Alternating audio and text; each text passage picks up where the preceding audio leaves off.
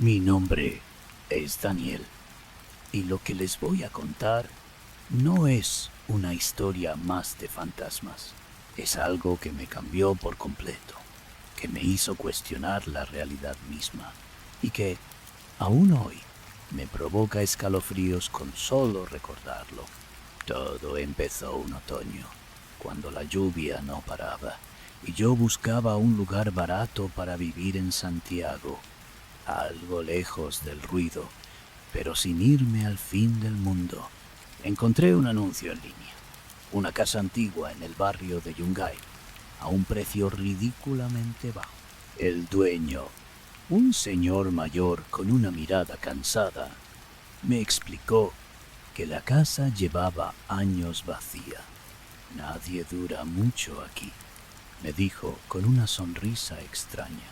Yo, joven e inocente, lo tomé como una broma sobre la humedad o el frío. Qué equivocado estaba. La casa era hermosa, a su manera. Fachada de ladrillo oscuro, ventanas grandes y un jardín trasero con un viejo sauce que parecía llorar.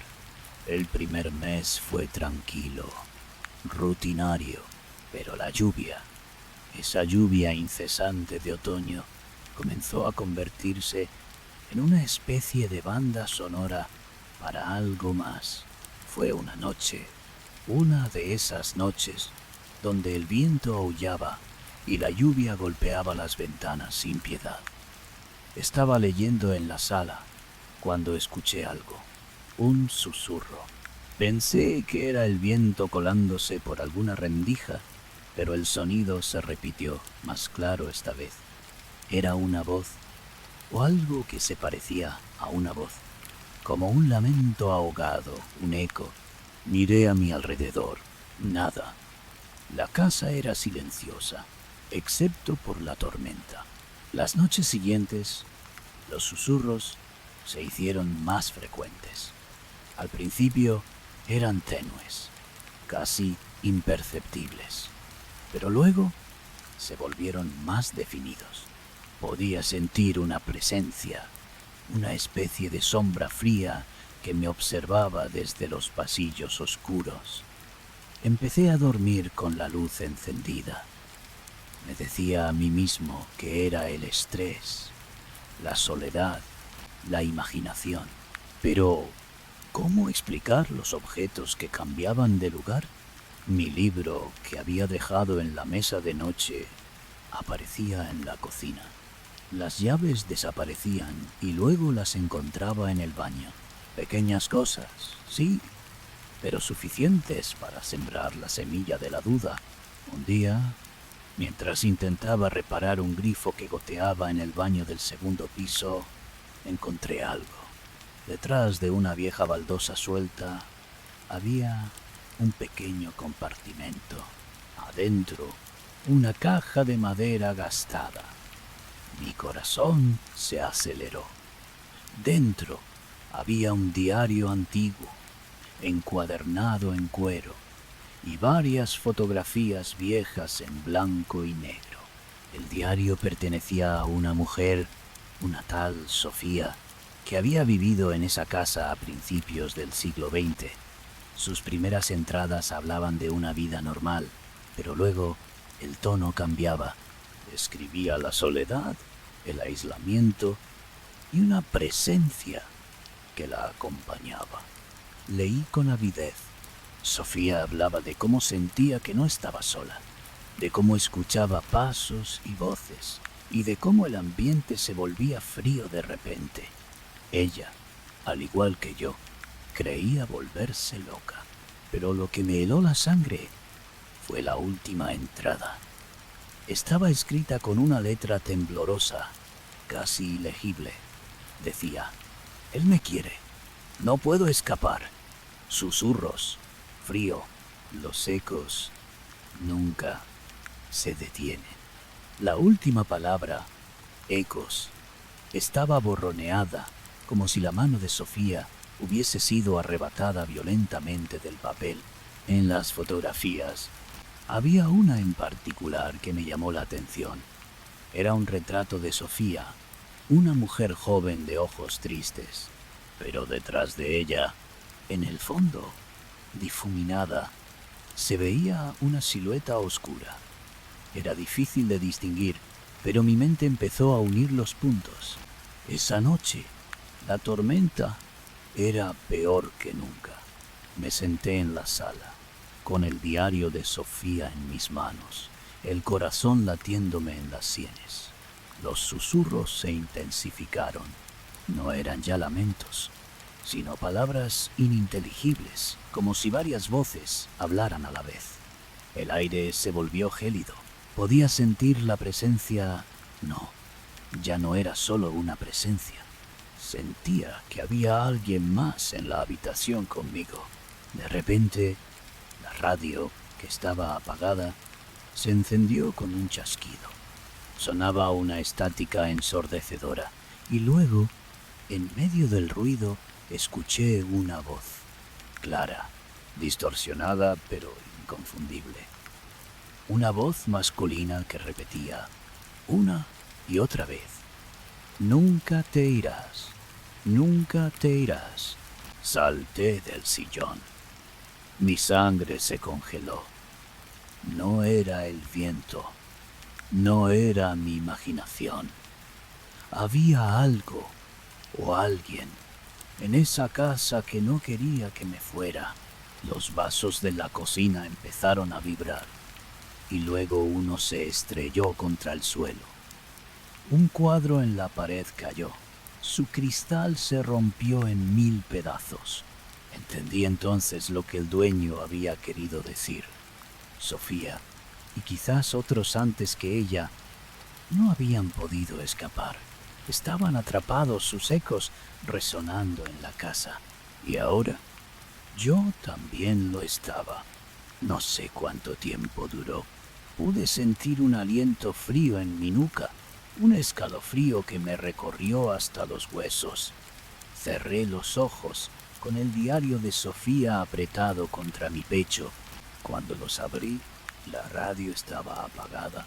El vaso roto seguía en el suelo y el cuadro estaba de nuevo en su lugar, intacto.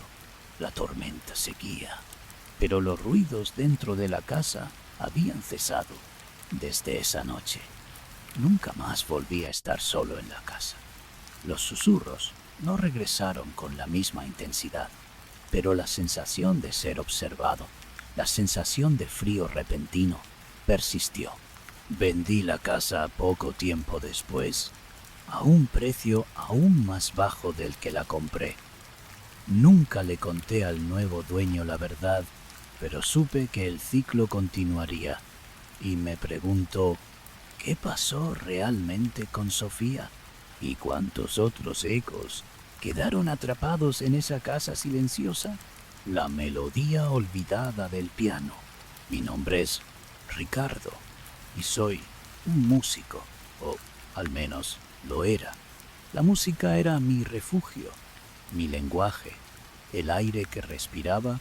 Mis días estaban llenos de acordes, armonías y la vibración de las cuerdas bajo mis dedos. Pero hace 2 años, esa hermosa sinfonía de mi vida se transformó en una disonancia aterradora.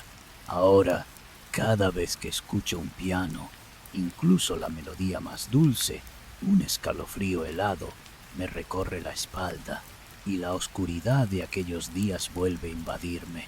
Todo comenzó con una llamada telefónica. Mi tío abuelo, un alma solitaria y excéntrica, había fallecido. Vivía en una vieja casona en las afueras de Valparaíso, oculta entre la densa niebla costera y los cerros escarpados. La casa era un laberinto de habitaciones polvorientas, repletas de antigüedades peculiares. Relojes que no daban la hora, tapices descoloridos, libros con hojas amarillentas. Para mí era un museo silencioso, un testamento a una vida que no había entendido. Mis padres, prácticos como siempre, me encargaron la ingrata tarea de vaciarla y venderla. Había poco que me interesara.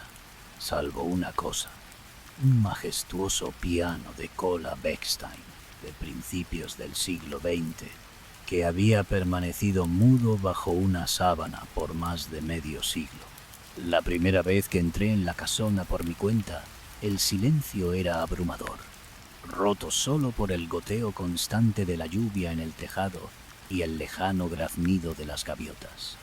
El aire estaba cargado de humedad y ese olor inconfundible a encierro y tiempo. El piano, imponente en el centro del salón principal, parecía un monumento funerario cubierto por un sudario blanco. Con una mezcla de emoción y reverencia, levanté la sábana. La madera oscura, pulida por los años, revelaba un barniz craquelado y las teclas de marfil, ahora amarillentas, esperaban pacientemente. Sentí una conexión instantánea con ese instrumento, como si estuviera despertando a un gigante dormido. Los primeros días fueron de pura dedicación. Me sumergí en la tarea de afinar el piano, limpiando cada rendija, cada cuerda, intentando devolverle su voz. Era un trabajo arduo, pero gratificante. La casa, por su parte, se mantenía en un silencio opresivo y la lluvia, que no cesaba, se convirtió en la banda sonora de mis solitarias jornadas. Fue la tercera noche, mientras cenaba en la pequeña cocina con la única compañía de Mishi, mi gato atigrado, cuando lo escuché por primera vez. Una única nota de piano, clara y resonante, que flotó desde el salón. Me quedé inmóvil, el tenedor a medio camino de mi boca. Mishi, que siempre dormía acurrucado bajo la mesa, levantó la cabeza de golpe. Sus orejas giraron, sus pupilas se dilataron y maulló suavemente, mirando fijamente hacia la puerta del salón. El vello de mi nuca se erizó. Me levanté lentamente, con el corazón latiéndome en las sienes. El salón estaba en penumbra, el piano quieto, inerte. Nada lo atribuí a la fatiga, a una rama golpeando una ventana, a la imaginación.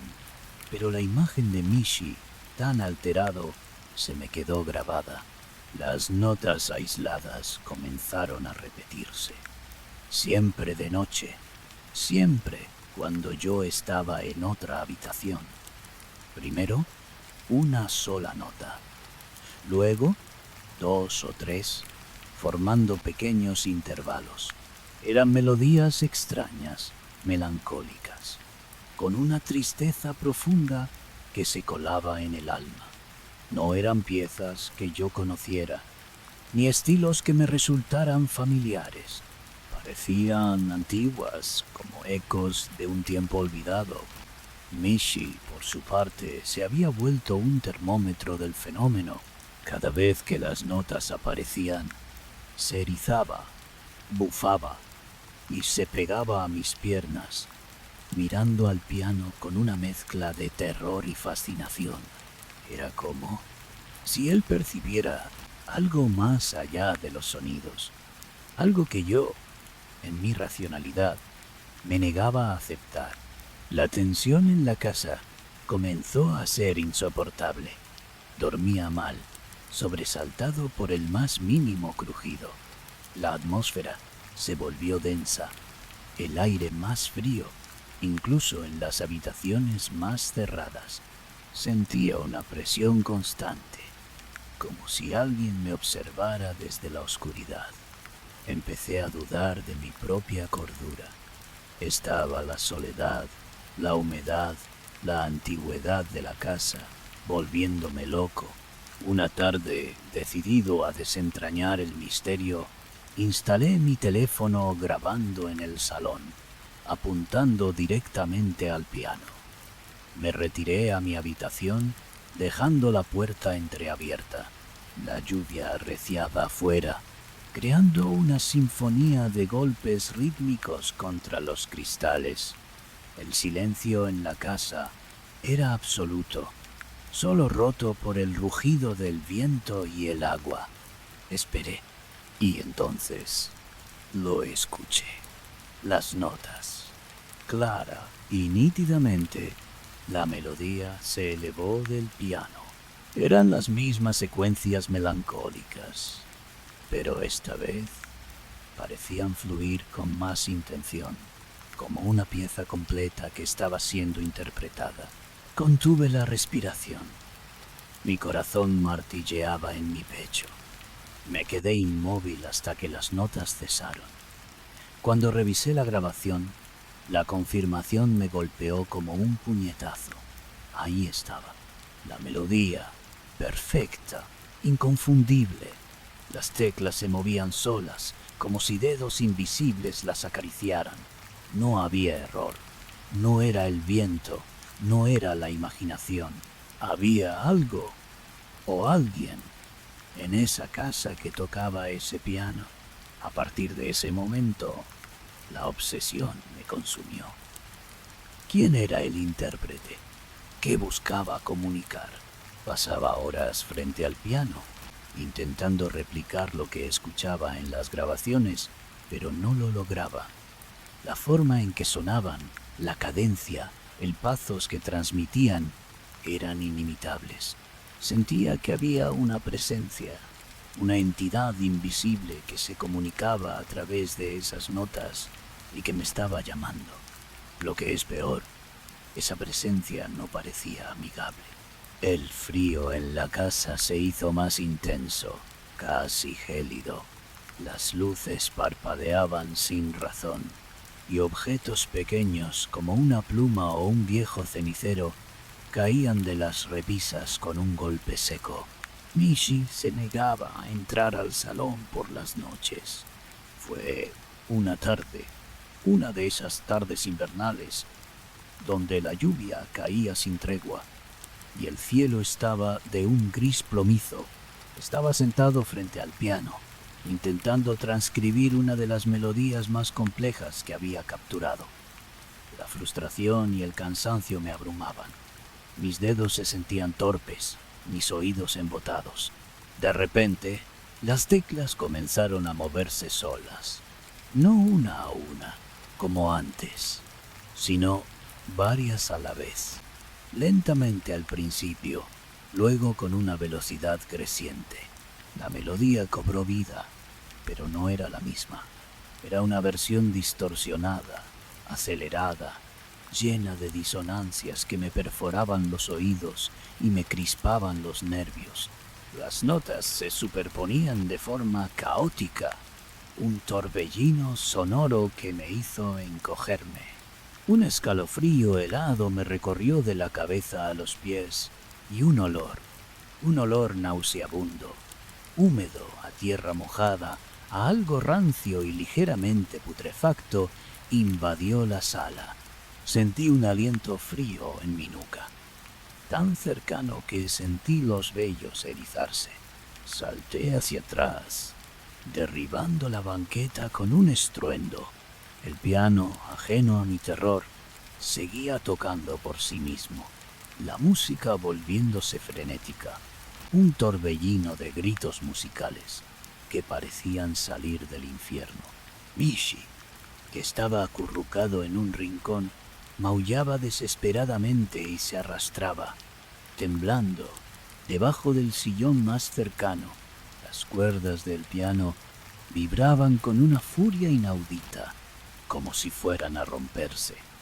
Fue en ese instante, en medio de la cacofonía y el caos, que mis ojos se fijaron en la tapa pulida y brillante del piano. Y lo vi, un reflejo, borroso, distorsionado por el brillo oscuro de la madera y la poca luz, pero inconfundible, la silueta de un hombre, encorvado sobre las teclas, con las manos moviéndose con una agilidad inhumana. No tenía rostro, solo una oscuridad profunda donde deberían estar los ojos, una sombra sin forma que me miraba. El terror puro me invadió, un terror primario que me paralizó por completo.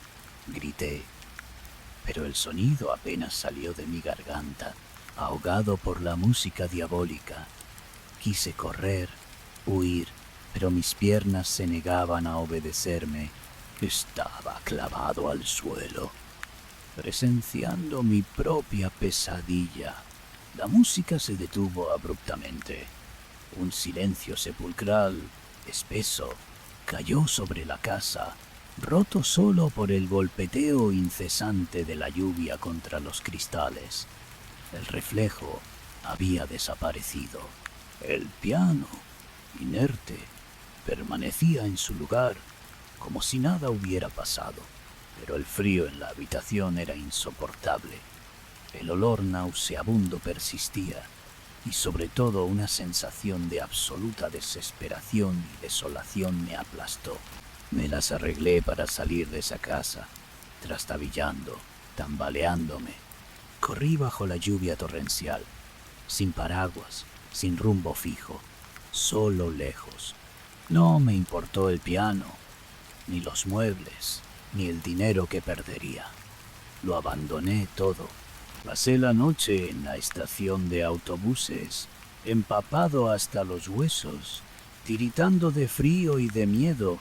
La imagen de esa silueta grabada a fuego en mi mente. Nunca volví a tocar un piano desde ese día.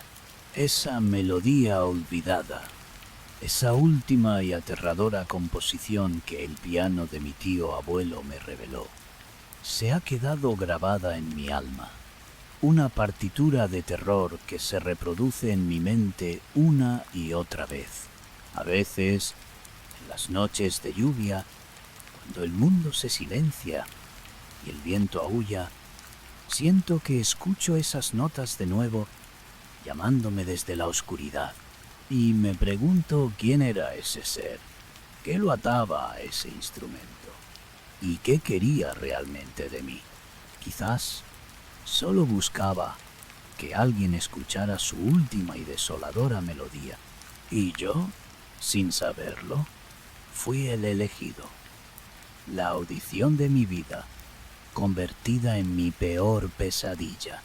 El silencio de la estación abandonada.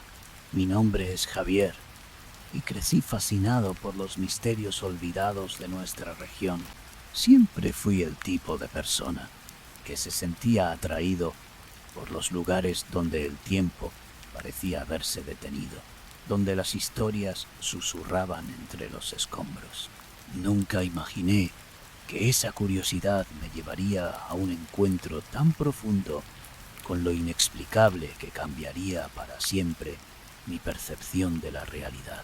Esta historia no es de fantasmas tradicionales, sino de algo mucho más sutil y perturbador.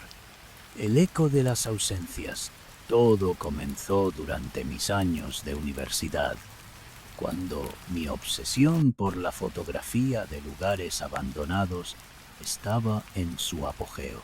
Había oído hablar de una antigua estación de tren casi olvidada en las afueras de Buin, a unos 40 kilómetros al sur de Santiago. Los rumores decían que había sido una estación con mucha vida a principios del siglo XX, pero que la modernización la había dejado atrás, sumiéndola en un olvido gradual hasta su abandono total. Decidí que sería el proyecto perfecto para mi portafolio. La primera vez que llegué, un día gris y lluvioso, la estación era exactamente como la imaginaba. Un esqueleto de ladrillo y madera, cubierto de vegetación, con techos caídos y ventanas rotas que parecían cuencas vacías.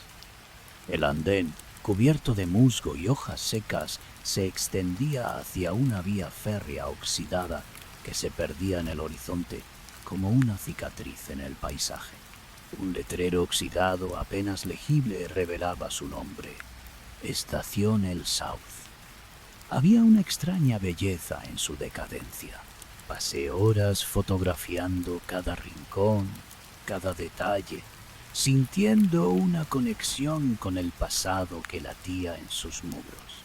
No había nada inquietante al principio, solo la melancolía del abandono. y el constante murmullo de la lluvia.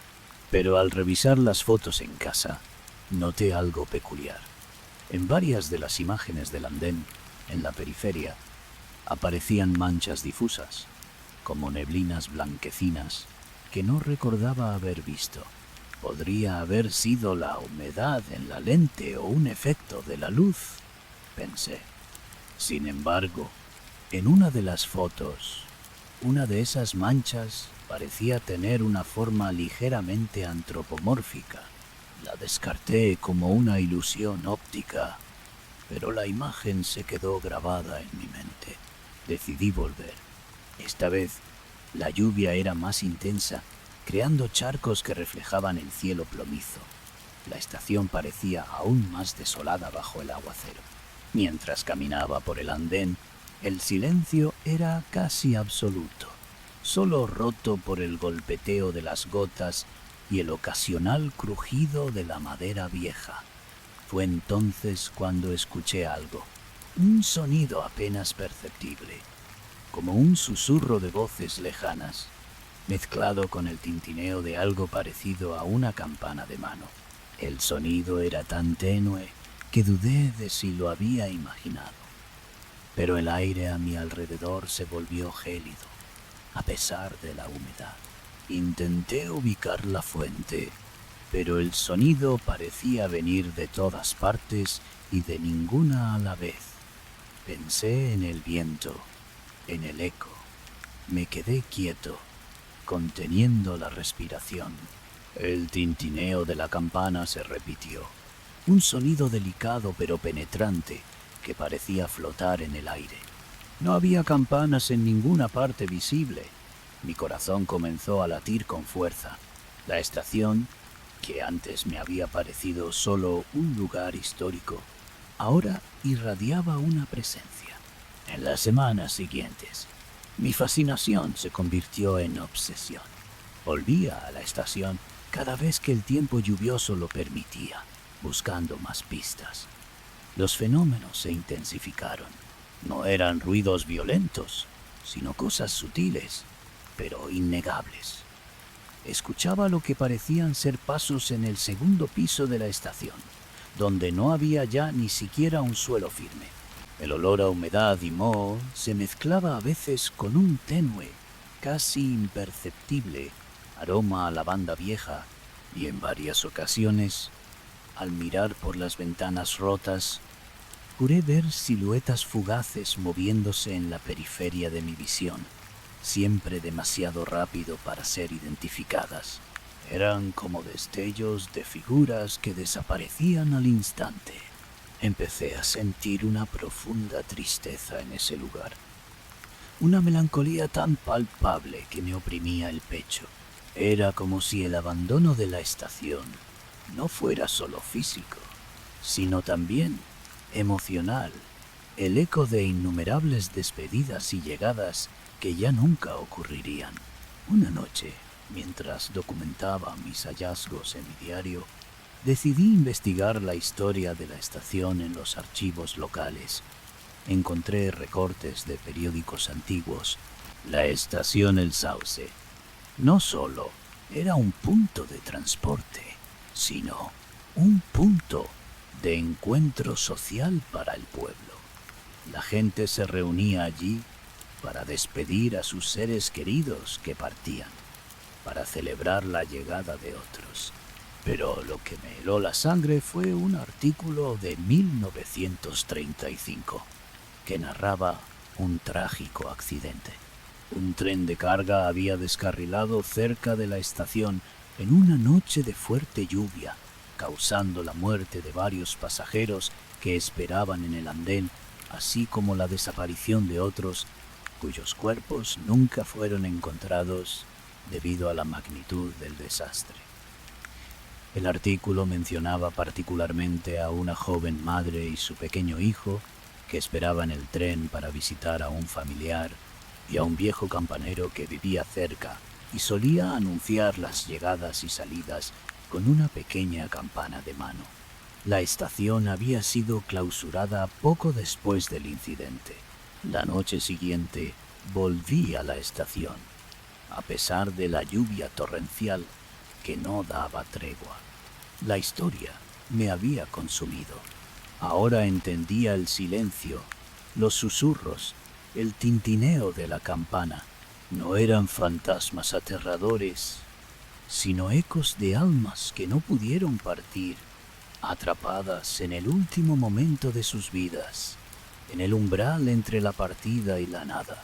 Me adentré en el edificio principal, la oscuridad solo rota por los relámpagos que iluminaban intermitentemente el interior. El aire era pesado, denso, cargado de una energía fría. Caminé por el andén, el sonido de mis pasos amortiguado por el agua. De repente el tintineo de la campana se hizo más fuerte y esta vez lo sentí justo a mi lado. Un escalofrío me recorrió de la cabeza a los pies. El olor a lavanda vieja se intensificó, casi abrumador. Entonces, las luces de mi linterna comenzaron a parpadear frenéticamente, y en medio del diluvio escuché las voces. No eran susurros indistintos ahora, eran murmullos, fragmentos de conversaciones, risas amortiguadas y el llanto lastimero de un niño. Era como si las paredes de la estación liberaran todos los sonidos de aquel día fatídico. Era una cacofonía fantasmal, un eco atemporal de la vida y la tragedia que se había desarrollado allí. Y luego los vi. No eran siluetas borrosas. En el extremo del andén, bajo la tenue luz de un relámpago, pude distinguir 3 figuras translúcidas. Una mujer, con el cabello recogido, sostenía la mano de un niño pequeño. A su lado, un hombre mayor, encorvado, alzaba una mano en la que pude vislumbrar el contorno de una pequeña campana. Estaban allí, esperándome, o quizás esperando el tren que nunca llegó. Sus rostros eran difusos, pero la tristeza que emanaban era palpable, una carga de melancolía que te rompía el alma. El llanto del niño se hizo más claro, y la mujer bajó la cabeza, como si lo consolara. El campanero hizo un ligero movimiento con su mano, y el tintineo resonó con una claridad escalofriante. No había hostilidad en ellos, solo una infinita tristeza y esa eterna espera. Sentí que me estaban invitando a unirme a su silencio, a ser parte de su olvido. El terror esta vez no fue de gritos o explosiones, sino de una profunda y helada desesperación. La comprensión de su destino, atrapados en ese bucle temporal, fue lo que más me impactó.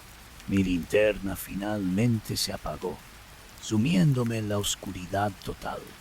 Las voces y la campana cesaron. El silencio volvió, pero ya no era el silencio del abandono, sino el silencio de los que ya no pueden hablar, de los que esperan eternamente. No sé cómo salí de allí. Corrí sin rumbo bajo la lluvia, con la imagen de esas figuras grabada en mi mente. Al día siguiente, abandoné el proyecto. No volví a la estación El Sauce. La casa la vendí a una inmobiliaria sin pensarlo 2 veces, sin mencionar lo que había experimentado. Desde entonces, mi curiosidad por lo abandonado ha disminuido. Ahora, cada vez que escucho el sonido lejano de una bocina de tren en la noche, o el repique de una campana, o incluso en una noche de lluvia como esta, siento esa melancolía profunda y me pregunto si aún están allí, en Estación El South, esperando su tren, condenados a un silencio que solo los ecos de la lluvia pueden romper. El eco del farolero. Mi nombre es Patricio, y por años fui un escéptico empedernido. Mi trabajo como topógrafo me llevó a los rincones más remotos y olvidados de Chile, a medir terrenos donde solo habitaban el viento y el silencio. Creía en lo tangible, en lo que podía medir y cuantificar, pero hubo un lugar, un faro abandonado en una costa rocosa al norte de Concón, que desafió toda mi lógica y me obligaría a reevaluar todo lo que creía saber sobre la realidad. La misión era simple: cartografiar una franja de costa particularmente agreste, ideal para un futuro proyecto eólico. El faro, una estructura solitaria y desafiante aferrada al acantilado, era el punto de referencia más prominente. Había estado en desuso por décadas, víctima del avance tecnológico. Cuando lo vi por primera vez, un día de bruma y garúa, parecía una torre fantasmal emergiendo del mar embravecido. Su linterna estaba rota, sus ventanas ciegas y la pintura blanca, pelada por el salitre, revelaba el óxido subyacente. Era una imagen poderosa para mi cámara y también, lo sentí, un lugar lleno de historias. Los primeros días en el lugar fueron de trabajo duro.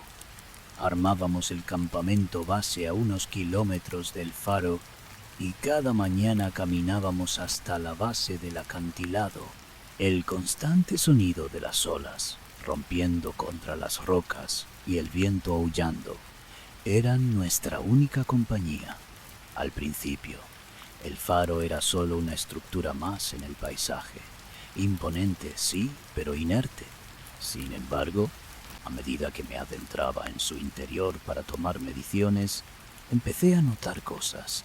El aire dentro de la torre era pesado, casi respirable, con un olor a humedad, óxido y algo más, algo indefinible, como a soledad añeja. Los escalones de caracol de hierro fundido chirriaban bajo mis botas y el silencio era tan profundo que el eco de mis propios pasos me ponía los pelos de punta. Fue en mi segunda jornada de mediciones internas cuando lo escuché por primera vez. Un golpe metálico, débil pero distintivo, que parecía venir de un piso superior. ¿Hay alguien aquí?, grité, mi voz sonando extrañamente hueca en la escalera. No hubo respuesta. Revisé los pisos superiores, pero estaban vacíos, llenos de escombros y telarañas. Lo atribuí a algún trozo de metal suelto, moviéndose con el viento. Pero el sonido se repitió los días siguientes, siempre el mismo clink-clink rítmico, como si alguien estuviera golpeando un objeto metálico contra otro o arrastrando una cadena. A veces se escuchaba acompañado de un suspiro profundo, casi inaudible, que parecía venir del mismo corazón de la torre. Le comenté a mi equipo, pero ellos, más pragmáticos, lo atribuyeron al viento que se colaba por las grietas o a los ruidos de los animales marinos. Yo no estaba convencido. El sonido era demasiado preciso, demasiado intencional. Mi curiosidad profesional empezó a tornarse en una fascinación inquietante. Empecé a llevar mi cámara de video, dejándola grabando en diferentes puntos de la torre mientras realizaba mis mediciones.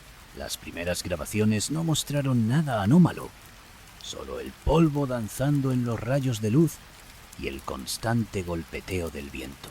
Pero la quinta noche, mientras revisaba una grabación en mi laptop en la tienda de campaña, vi algo. En un momento, la cámara capturó un parpadeo rápido de luz en la parte superior de la torre. A pesar de que la linterna estaba rota y sin energía, era como un destello fugaz, una chispa, y al mismo tiempo, en el audio, se escuchó un leve zumbido eléctrico, algo totalmente imposible en un faro sin conexión a la red. El clink-clink metálico fue más claro en esa parte del metraje. Esa noche no pude dormir. Mi mente buscaba explicaciones lógicas, pero no las encontraba. Al día siguiente, ignoré las mediciones y me concentré en el faro. Bajé a la caleta más cercana y hablé con los viejos pescadores. Eran reacios a hablar de la torre. La llamaban la Torre del Alma en Pena. Un anciano, con los ojos nublados por el tiempo, finalmente me contó la historia. El faro había sido atendido durante casi 50 años por un hombre llamado Elías, un farolero solitario y dedicado. Era conocido por su devoción al faro y por su meticulosa rutina de encender la luz cada noche, usando sus herramientas y una pequeña lámpara de queroseno para auxiliarse. Elías había muerto en el faro durante una de las peores tormentas del siglo, atrapado mientras intentaba encender la luz. A pesar de que ya no había barcos que guiar, su cuerpo nunca fue recuperado del todo. Una ola gigantesca lo arrastró al mar. Los pescadores decían que en noches de tormenta aún se podía ver su luz y escuchar el sonido de sus herramientas. Con esa historia resonando en mi cabeza, volví al faro una vez más. Esta vez solo. La tarde era desapacible. La lluvia golpeaba con furia los acantilados y el mar estaba embravecido, tal como lo describían las leyendas. Subí los escalones en espiral, sintiendo el frío metálico bajo mis manos. El clink clink se hizo más fuerte, más constante, y lo escuché no solo arriba, sino también detrás de mí, como si me siguiera. El olor a salitre se mezclaba con un aroma tenue a queroseno, un olor que me era familiar de viejas lámparas de campo. Llegué a la sala de la linterna, en la cima. Estaba oscura, con el ventanal roto abierto al furioso mar. Me asomé al abismo, sintiendo el rocío salado en mi rostro. De repente, el clink clink resonó justo a mi lado, tan fuerte que sentí la vibración en el aire. Y entonces lo vi, en el centro de la habitación, donde antes había estado el enorme lente del faro. Una figura translúcida comenzó a materializarse. Era un hombre encorvado, con lo que parecían ser herramientas antiguas en sus manos. Su figura era difusa, como hecha de niebla y luz tenue, pero la intención en sus movimientos era clara. Estaba realizando su rutina.